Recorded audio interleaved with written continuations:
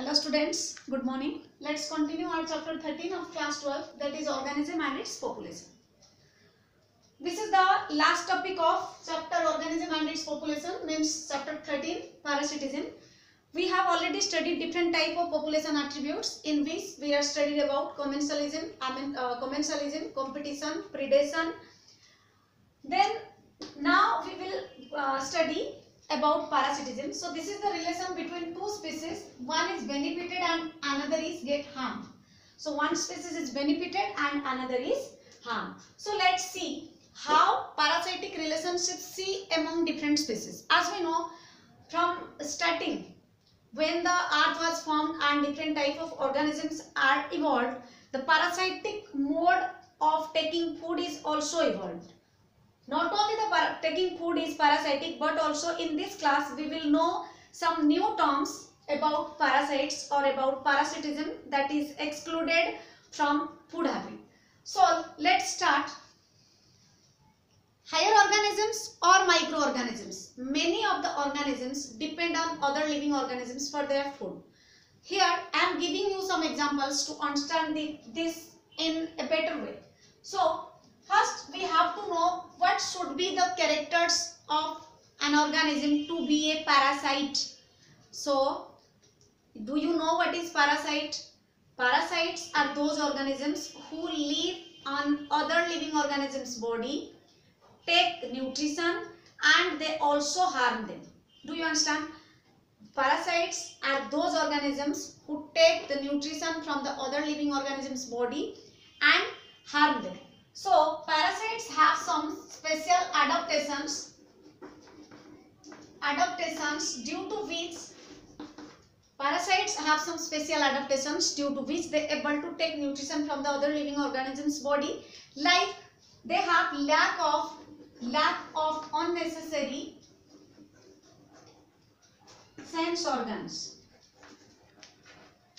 Unnecessary sense organ means if they have many sense organs, then they need more food, and in case of parasitism the food is less, available food is less. So first point is the adaptation of parasites. First point is lack of unnecessary sense organ, and the next point is they lack digestive system. They lack digestive system. Here the case is also same. If they have digestive system present, they have more metabolic activities occur, which is not possible in case of parasites because their food need will be maximum. Next is they have high reproductive capacity. High reproductive capacity means they reproduce more fast. As you know, in case of Plasmodium, which is called malaria parasite, it reproduces asexually inside the human body and produces large number of parasites or Plasmodium. So they have high reproductive capacity. Next, the most important point of every parasite that they have presence of a sucker,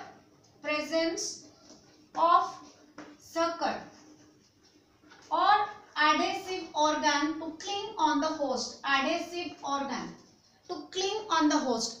Sucker means through which it sucks blood, and adhesive organ means through which it sticks on the host, in which it sticks like Fevikwik. So in the help of sucker, it sucks blood. So these are the characters or these are the adaptations of parasite. I am giving you some examples. As we know, not only animals are parasite, but also some plants are also acts as parasite, like your Coscata. Coscata is a plant parasite and it grow on other plants. It is a climber also. So when it climbs on plant, it derive the nutrition from the plant. So this type of interaction between the Coscata and plant is called parasite. If we consider animals, one is your human liver fluke.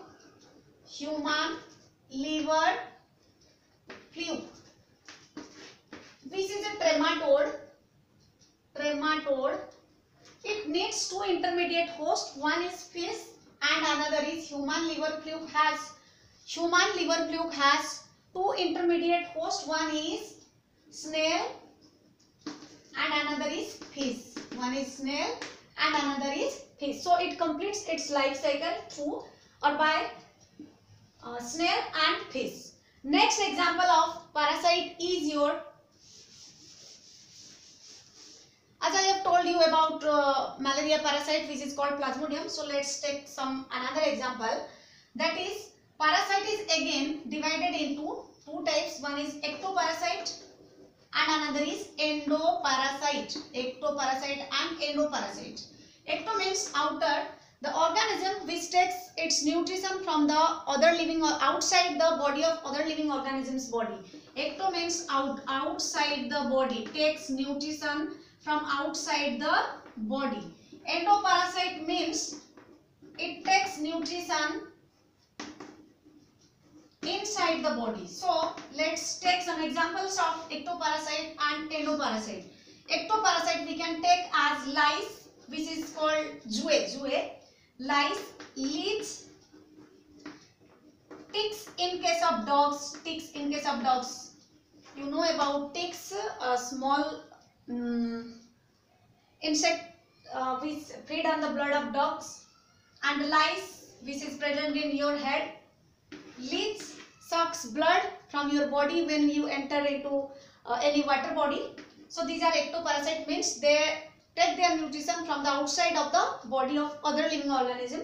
And this is endoparasite. In case of endoparasite, we can take example as hookworms, roundworms, etc. They are present inside our body and take their nutrition. They also harm us. They affect our digestive system in small intestine. So they are called endoparasites. So ectoparasites and these are endoparasites. Let's take another example which is completely new for you. That is your brood parasitism. This is completely new. Remember this term, brood, B-R-O-O-D, brood parasitism. This is completely new. You don't know about this parasitic mode. So let's see. In case of brood parasitism, one bird lays its eggs in the nest of another host bird. So here the host bird is unable to identify or differentiate between which is its leg or which is the foreign leg. So it hatches it. Or look, here I am giving you example of the crow and cuckoo. Crow and cuckoo, which is called quail. The crow looks after the cuckoo's leg, means the cuckoo lays its egg. Cuckoo lays its egg in the nest of the crow. The shape and size of the egg of cuckoo is so similar with the egg of the crow. That's why the crow is unable to identify or differentiate which is its egg and which is cuckoo's. So it hatches it. So this type of relation is called brood parasitism. This is completion of your chapter 13. Thank you.